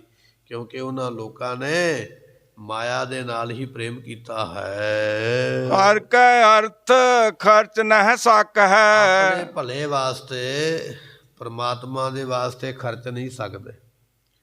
ਜਦੋਂ ਕੋਈ ਜਗ ਦਾ ਸਮਾਂ ਆਵੇ ਨਾ, ਪੁੰਨ ਦਾਨ ਦਾ ਸਮਾਂ ਆਵੇ, ਤੇ ਕਈ ਵਾਰੀ ਬੰਦਾ ਪੈਸਾ ਕੋਲ ਹੁੰਦਾ ਪਰ ਦੇ ਨਹੀਂ ਸਕਦਾ ਵੀ ਆਹ ਚੰਗਾ ਕੰਮ ਹੁੰਦਾ ਪਿਆ, ਮੈਂ 10, 20, 50, 100 ਰੁਪਈਆ ਦਾਨ ਕਰਦੇ ਆ। ਬਲਕਿ ਉਹਦੇ ਦਾਨ ਕਰਨ ਦਾ ਫਲ ਵੀ ਉਹਨੂੰ ਮਿਲਣਾ। ਅਸੀਂ ਆਪਣੇ ਭਲੇ ਵਾਸਤੇ ਤਾਂ ਦਾਨ ਕਰਦੇ ਹਾਂ। ਪਰ ਕੁਝ ਲੋਕ ਮਾਇਆ ਵਿੱਚ ਇੰਨੇ ਫਸ ਗਏ ਨੇ, ਉਹ ਆਪਣੇ ਭਲੇ ਵਾਸਤੇ ਵੀ ਮਾਇਆ ਕੱਢ ਨਹੀਂ ਸਕਦੇ। ਬਿਮਾਰ ਹੋ ਜਾਣਗੇ ਤੇ ਦਵਾਈ ਨਹੀਂ ਲੈ ਕੇ ਆਉਣਗੇ, ਉੱਥੇ ਮਾਇਆ ਲੱਗਣੀ ਹੈ, ਨਹੀਂ ਦਵਾਈ ਨਹੀਂ ਲੈ ਕੇ ਆਉਣੀ। ਤੇ ਜੇ ਕਿਤੇ ਕੋਈ ਧਾਰਮਿਕ ਸਮਾਗਮ, ਕੋਈ ਪ੍ਰਸ਼ਾਦਾ, ਕੋਈ ਭੋਜਨ, ਕੋਈ ਚੰਗਾ ਕੰਮ ਹੁੰਦਾ ਪਿਆ, ਤੇ ਉੱਥੇ ਵੀ 10 ਰੁਪਈਏ ਕੱਢ ਕੇ ਨਹੀਂ ਦੇਣੇ ਕਿ ਇਹ ਕਿਤੇ ਮੇਰੇ ਕੋਲੋਂ ਚਲੇ ਨਾ ਜਾਣ। ਹੈ ਤੇ ਆਪਣੇ ਭਲੇ ਵਾਸਤੇ ਹੀ। ਅੱਜ ਮੈਂ ਦਾਨ ਦੇਵਾਂਗਾ ਤੇ ਕੱਲ੍ਹ ਨੂੰ ਮੈਨੂੰ ਫਲ ਮਿਲੇਗਾ। ਪਰ ਐਸੇ ਲੋਕ ਇੰਨੇ ਮਾਇਆ ਵਿੱਚ ਵਿਅਸਤ ਹੋ ਗਏ, ਆਪਣੇ ਭਲੇ ਵਾਸਤੇ ਵੀ ਖਰਚ ਨਹੀਂ ਸਕਦੇ। ਸਤਿਗੁਰੂ ਪਾਤਸ਼ਾਹ ਕਹਿਣ ਲੱਗੇ, ਹਰ ਕੈ ਅਰਥ ਖਰਚ ਨਹਿ ਸਕੈ। ਆਪਣੇ ਭਲੇ ਵਾਸਤੇ ਕਿਤੇ ਚੰਗੇ ਥਾਂ ਤੇ ਉਹ ਮਾਇਆ ਪੈਸਾ ਖਰਚ ਨਹੀਂ ਸਕਦੇ ਹਨ। ਜਮਕਾਲ ਸਹਿ ਸਿਰ ਪੀੜਾ। ਉਹਨਾਂ ਲੋਕਾਂ ਨੂੰ ਜਮ ਜਿਹੜੇ ਨੇ ਨਾ, ਕਾਲ, ਜਮਕਾਲ ਜਿਹਨੂੰ ਕਿਹਾ ਜਾਂਦਾ, ਕਾਲੇ ਮੂੰਹ ਵਾਲਾ ਜਿਹੜਾ ਜਮ ਹੈ, ਕਹਿਣ ਲੱਗੇ ਫਿਰ ਉਹਦੀਆਂ ਪੀੜਾ। ਇਹੋ ਜਿਹੇ ਲੋਕ ਫਿਰ ਸਿਰ ਤੇ ਸਹਿੰਦੇ। ਜਿਉਂਦਿਆਂ ਕਦੇ ਮਾਇਆ ਨਹੀਂ ਦਾਨ ਕੀਤੀ, ਕਦੇ ਕੋਈ ਬਸਤਰ, ਕੋਈ ਸ਼ਸਤਰ, ਕੁਝ ਨਹੀਂ ਦਾਨ ਕੀਤਾ। ਤੇ ਫਿਰ ਜਦੋਂ ਅੰਤ ਸਮਾਂ ਆਉਂਦਾ ਤੇ ਫਿਰ ਜਮਾਂ ਦੀ ਪੀੜਾ, ਜਮਾਂ ਦਾ ਦਰਦ, ਜਮਾਂ ਦਾ ਡੰਡਾ। ਕਬੀਰ ਜਮ ਕਾ ਠੇਂਗਾ ਬੁਰਾ ਹੈ, ਉਹ ਨਹੀਂ ਸਹਿਆ ਜਾਏ। ਰੱਬ ਦਾ ਡੰਡਾ ਬੜਾ ਹੀ ਭਿਆਨਕ ਹੈ, ਜਮਾਂ ਦਾ ਉਹ ਸਹਿਆ ਨਹੀਂ ਜਾਣਾ। ਪਰ ਐਸੇ ਲੋਕ ਫਿਰ ਜਮਾਂ ਦੇ ਡੰਡੇ ਦੀ ਪੀੜ ਨੂੰ ਸਹਾਰਦੇ ਹਨ। ਜਿਨ ਹਰ ਅਰਥ ਸਰੀਰ ਲਗਾਇਆ ਗੁਰ ਸਾਧੂ। ਗੁਰੂ ਪਾਤਸ਼ਾਹ ਕਹਿਣ ਲੱਗੇ ਗੁਰ ਸਾਧੂ ਜਿਹੜੇ ਸ੍ਰੇਸ਼ਟ ਗੁਰੂ ਪਾਤਸ਼ਾਹ ਹਨ, ਜਿਨ੍ਹਾਂ ਨੇ ਉਹਨਾਂ ਦੇ ਵਾਸਤੇ ਆਪਣੇ ਸਰੀਰ ਨੂੰ ਲਗਾ ਦਿੱਤਾ ਹੈ। ਬਹੁ ਸਰਦਾ ਲਾਏ ਮੁਖ ਧੂੜਾ। ਮੁਖ ਦੇ ਉੱਪਰ ਸ਼ਰਧਾ ਰੂਪੀ ਧੂੜੀ ਲੱਗਦੀ ਹੈ, ਜਾਂ ਜਿਨ੍ਹਾਂ ਦੇ ਮਨ ਵਿੱਚ ਸ਼ਰਧਾ ਹੈ ਉਹ ਸਤ ਸੰਗਤ ਦੇ ਚਰਨਾਂ ਦੀ ਧੂੜੀ ਨੂੰ ਆਪਣੇ ਮੁਖ ਮਸਤਕ ਦੇ ਉੱਪਰ ਲਾਉਂਦੇ ਹਨ। ਪਲਤ ਪਲਤ ਹਰ ਸੋਭਾ ਪਾਵਹਿ। ਗੁਰਮੁਖ ਲੋਕ ਤੇ ਪਰਲੋਕ ਵਿੱਚ ਸ਼ੋਭਾ ਪਾਉਂਦੇ। ਗੁਰਮੁਖੋ ਜਿਨ੍ਹਾਂ ਨੂੰ ਸਤ ਸੰਗਤ ਦੀ ਧੂੜੀ ਮੱਥੇ ਨੂੰ ਲਾ ਲਈ ਨਾ, ਜਿਨ੍ਹਾਂ ਨੇ ਆ ਕੇ, ਬੜੀ ਵੱਡੀ ਦਾਤ ਹੈ। ਆਪਾਂ ਤੇ ਬਚਨ ਸੁਣਦੇ ਪਏ ਨਾ ਆਪਣੇ ਭਲੇ ਵਾਸਤੇ, ਬਚਨ ਨਹੀਂ ਵੀ ਸੁਣਿਆ ਗਿਆ, ਜਿਹਨੇ ਸਾਧ ਸੰਗਤ ਦੀ ਧੂੜੀ ਵੀ ਆਪਣੇ ਮੁਖ ਮਸਤਕ ਨੂੰ ਲਾ ਲਈ ਹੈ। ਸਤਿਗੁਰੂ ਪਾਤਸ਼ਾਹ ਕਹਿਣ ਲੱਗੇ ਲੋਕ ਪਰਲੋਕ ਦੇ ਵਿੱਚ ਸ਼ੋਭਾ ਪਾਉਂਦੇ। ਸੋ ਕਿਹੜੇ ਪਾਉਂਦੇ ਨੇ? ਜਿਨ੍ਹਾਂ ਨੇ ਗੁਰੂ ਦੇ ਵਾਸਤੇ ਆਪਣੇ ਸਰੀਰ ਨੂੰ ਲਗਾਇਆ ਹੈ। ਹਰ ਰੰਗ ਲੱਗਾ ਮਨ ਗੂੜਾ। ਲੋਕ ਪਰਲੋਕ ਵਿੱਚ ਗੁਰਮੁਖ ਪਾਉਂਦੇ ਸ਼ੋਭਾ, ਤੇ ਉਹਨਾਂ ਨੂੰ ਗੂੜਾ ਰੰਗ ਕਹੀਏ, ਪ੍ਰੇਮ ਦਾ ਰੰਗ। ਆ ਦੁਨੀਆ ਦੇ ਗੂੜੇ ਰੰਗ ਦੀ ਗੱਲ ਨਹੀਂ ਕੀਤੀ ਹੈ, ਇੱਥੇ ਪ੍ਰੇਮ ਰੂਪੀ ਗੂੜਾ ਰੰਗ ਉਹਨਾਂ ਨੂੰ ਲੱਗ ਜਾਂਦਾ ਹੈ। ਹਰ ਹਰ ਮੇਲ ਮੇਲ ਜਨ ਸਾਧੂ। ਬੇਨਤੀ ਕਰ ਐ ਸਾਧੂ ਸੁਭਾਅ ਵਾਲੇ ਸਤਿਗੁਰੂ ਪਾਤਸ਼ਾਹ ਜੀ, ਸਾਨੂੰ ਕਿਰਪਾ ਕਰੋ, ਸਾਨੂੰ ਆਪਣੇ ਨਾਲ ਮੇਲ ਲਓ, ਸਾਨੂੰ ਆਪਣੇ ਨਾਲ ਮੇਲ ਲਓ। ਅਸੀਂ ਤੇ ਗੁਰੂ ਗ੍ਰੰਥ ਸਾਹਿਬ ਦੇ ਅੱਗੇ ਖਲੋ ਕੇ ਪਦਾਰਥ ਮੰਗਦੇ ਹਾਂ, ਆ ਵੀ ਮਿਲ ਜਾਵੇ, ਆ ਵੀ ਮਿਲ ਜਾਵੇ। ਤੈਨੂੰ ਪਦਾਰਥ ਮੰਗਣ ਦੀ ਲੋੜ ਨਹੀਂ ਹੈ, ਤੇਰੇ ਕਰਮਾਂ ਵਿੱਚ ਲਿਖਿਆ ਉਹ ਤੈਨੂੰ ਬਿਨਾਂ ਮੰਗਿਆ ਹੀ ਮਿਲ ਜਾਣਾ। ਜੇ ਮੰਗਣਾ ਹੈ ਤੇ ਇਹ ਮੰਗ, ਮਿਲ ਮੇਰੇ ਗੋਬਿੰਦ ਆਪਣਾ ਨਾਮ ਦਿਓ। ਇਹ ਮੰਗ ਜੇ ਮੰਗਣਾ ਹੈ। ਇੱਕ ਦਖਣਾ ਹੋ ਤੋ ਪਹਿ ਮੰਗੋ, ਹਰ ਦੀਜੈ ਨਾਮ ਪਿਆਰੀ ਜੀਓ। ਦਖਣਾ ਤੋਂ ਭਾਵ ਦਕਸ਼ਨਾ। ਦਕਸ਼ਨਾ ਕਹਿੰਦੇ ਭਿਕਸ਼ਾ ਨੂੰ। ਮੈਂ ਇਹ ਭਿਕਸ਼ਾ ਮੰਗਦਾ ਕਿ ਮੈਨੂੰ ਆਪਣੇ ਨਾਮ ਦੀ ਖੈਰਾਤ ਮੇਰੀ ਝੋਲੀ ਪਾ ਦਿਓ। ਸਤਿਗੁਰੂ ਪਾਤਸ਼ਾਹ ਕਹਿਣ ਲੱਗੇ ਭਾਈ ਬਚਨ ਇਹ ਹੈ ਕਿ ਹਰ ਹਰ ਮੇਲ ਮੇਲ ਜਨ ਸਾਧੂ। ਇਹ ਹਰੀ ਹਰ ਪਰਮੇਸ਼ਰ ਸਾਨੂੰ ਆਪਣੇ ਸਾਧੂਆਂ ਦੇ ਮੇਲ ਦੇ ਵਿੱਚ ਮਿਲਣਾ ਕਰ, ਸਾਨੂੰ ਆਪਣੀ ਸਤ ਸੰਗਤ ਦੇ ਮੇਲ ਦੇ ਵਿੱਚ ਮਿਲਣਾ ਕਰ, ਇਹ ਸਾਡੇ ਤੇ ਕਿਰਪਾ ਕਰ। ਹਮ ਸਾਧ ਜਨਾ ਕਾ ਕੀੜਾ। ਸਾਧੂ ਮਹਾਤਮਾ ਦੇ ਕੀੜਾ ਕਹੀਏ, ਦਾਸ ਹਾਂ, ਸੇਵਕ ਹਾਂ। ਕੀੜਾ ਨਾਮ ਇੱਥੇ ਸੇਵਕ ਦਾ। ਮੈਂ ਤੇ ਤੇਰੇ ਸਾਧੂਆਂ ਦਾ ਸੇਵਕ ਬਣਨਾ ਚਾਹੁੰਦਾ, ਐਸੇ ਸਾਧੂਆਂ ਦੀ ਸੰਗਤ ਵਿੱਚ ਮੈਨੂੰ ਮਿਲਣਾ ਕਰ। ਜਨ ਨਾਨਕ ਪ੍ਰੀਤ ਲੱਗੀ ਪਗ ਸਾਧ। ਸਤਿਗੁਰੂ ਪਾਤਸ਼ਾਹ ਕਹਿਣ ਲੱਗੇ ਭਾਈ ਜਨ ਨਾਨਕ ਪ੍ਰੀਤ ਲੱਗੀ। ਗੁਰੂ ਨਾਨਕ ਦੇ ਪਾਤਸ਼ਾਹ ਮਹਾਰਾਜ ਦੇ ਚੌਥੇ ਸਰੂਪ ਨੇ ਗੁਰੂ ਰਾਮਦਾਸ ਪਾਤਸ਼ਾਹ। ਕਹਿਣ ਲੱਗੇ ਭਾਈ ਜਿਨ੍ਹਾਂ ਨੂੰ ਸਾਧ ਪਗ, ਜਿਨ੍ਹਾਂ ਨੂੰ ਸਾਧੂਆਂ ਦੇ ਚਰਨਾਂ ਦੀ ਪ੍ਰੀਤੀ ਮਨ ਵਿੱਚ ਲੱਗੀ ਹੈ। ਗੁਰ ਮਿਲ ਸਾਧੂ ਪਖਾਨ ਹਰਿਓ ਮਨ ਮੂੜਾ। ਗੁਰੂ ਪਾਤਸ਼ਾਹ ਕਹਿਣ ਲੱਗੇ ਜਨ ਨਾਨਕ ਪ੍ਰੀਤ ਲੱਗੀ ਪਗ ਸਾਧ ਗੁਰ ਮਿਲ। ਜਿਹੜੇ ਗੁਰੂ ਨੂੰ ਮਿਲੇ ਨੇ ਉਹਨਾਂ ਦੀ ਪ੍ਰੀਤੀ ਸਾਧੂਆਂ ਦੇ ਚਰਨਾਂ ਨਾਲ ਲੱਗੀ ਹੈ। ਸਾਧੂ ਪਖਾਨ ਹਰਿਓ ਮਨ ਮੂੜਾ। ਸਾਧੂਆਂ ਦੀ ਸੰਗਤ ਵਿੱਚ ਜਾ ਕੇ ਪੱਥਰ ਦੇ ਵਾਂਗ ਉਹ ਮੂਰਖ ਲੋਕ ਜਿਹੜੇ ਸਨ, ਗੁਰੂ ਦੀ ਸ਼ਰਨ ਵਿੱਚ ਜਾਣ ਕਰਕੇ ਉਹ ਪੱਥਰ ਤੋਂ ਮੋਮ ਹੋ ਗਏ, ਮੂਰਖ ਤੋਂ ਸਿਆਣੇ ਹੋ ਗਏ, ਡੁੱਬਣ ਵਾਲਿਆਂ ਤੋਂ ਤਰਨ ਵਾਲੇ ਹੋ ਗਏ। ਐਸੀਆਂ ਦਾਤਾਂ ਗੁਰੂ ਦੀ ਸ਼ਰਨ ਵਿੱਚ ਮਿਲਦੀਆਂ। ਗੁਰੂ ਦੀ ਸ਼ਰਨ ਮਨੁੱਖ ਨੂੰ ਘੜ ਦਿੰਦੀ ਹੈ, ਮਾੜੇ ਜਨਮ ਤੋਂ, ਪੁੱਠੇ ਕਰਮਾਂ ਤੋਂ ਸਿੱਧੇ ਕਰਮ ਕਰ ਦਿੰਦੀ ਹੈ। ਪਾਤਸ਼ਾਹ ਕਹਿਣ ਲੱਗੇ ਐਸੇ ਜਿਹੜੇ ਗੁਰੂ ਨੂੰ ਮਿਲਦੇ ਨੇ ਉਹ ਮੂੜਾ ਮੂਰਖ ਵੀ ਸਿਆਣੇ ਹੋ ਗਏ, ਪੱਥਰਾਂ ਤੋਂ ਨਿਮਰਤਾ ਵਾਲੇ ਬਣ ਜਾਂਦੇ ਹਨ। ਸਮੇਂ ਦੀ ਸਮਾਪਤੀ, ਭੁੱਲਾਂ ਦੀ ਮੁਆਫੀ ਦਿਓ ਸੱਜਣ ਅਸੀਸੜੀਆਂ, ਜੋ ਹੋਵੇ ਸਾਹਿਬ ਸਿਓ ਮੇਲ। ਹਰ ਹਰ ਮੇਲ ਮੇਲ ਜਨ ਸਾਧੂ। ਹਮ ਸਾਧ ਜਨਾ ਕਾ ਕੀੜਾ। ਜਨ ਨਾਨਕ ਪ੍ਰੀਤ ਲੱਗੀ ਪਗ ਸਾਧ ਗੁਰ। ਮਿਲ ਸਾਧੂ ਪਖਾਨ ਹਰਿਓ ਮਨ ਮੂੜਾ। ਵਾਹਿਗੁਰੂ ਜੀ ਕਾ ਖਾਲਸਾ, ਵਾਹਿਗੁਰੂ ਜੀ ਕੀ ਆਪ ਫਤਿਹ। ਸੰਗਤਾਂ ਦੇ ਚਰਨਾਂ ਵਿੱਚ ਬੇਨਤੀ ਹੈ ਕਿ ਅੱਜ 9:30 ਵਜੇ ਗੁਰੂ ਕੀ ਗੋਲਕ ਖੋਲ੍ਹੀ ਜਾਣੀ ਹੈ। ਜਿੱਦਾਂ ਸੰਗਤਾਂ ਕੋਲ ਸਮਾਂ ਹੋਵੇ, ਬੇਨਤੀ ਹੈ ਕਿ ਜ਼ਰੂਰ ਪਹੁੰਚ ਕੇ ਗੋਲਕ ਦੀ ਗਿਣਤੀ ਕਰਾਉਣ ਦੀ ਕਿਰਪਾਲਤਾ ਕਰਨੀ। ਵਾਹਿਗੁਰੂ ਜੀ ਕਾ ਖਾਲਸਾ, ਵਾਹਿਗੁਰੂ ਜੀ ਕੀ ਫਤਿਹ।